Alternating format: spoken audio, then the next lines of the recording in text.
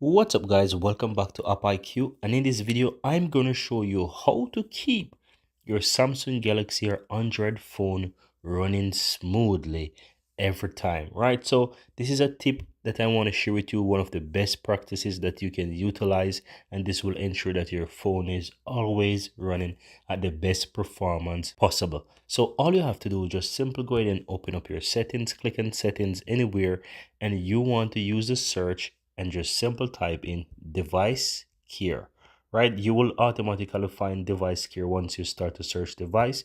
You want to tap on that. Now this will open up the device care, and all you have to do is just scroll down and look for auto optimization. You want to tap on that, and you want to select the option that says auto restart when needed. Currently mine is off, but you want to tap on that and you want to do it to when needed. So you want to turn that on.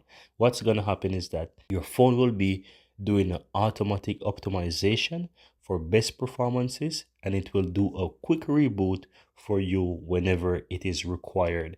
And you don't have to do this yourself, and this will ensure that your phone at all times will be running smoothly at the best performance. And that's it. Very easy and very simple.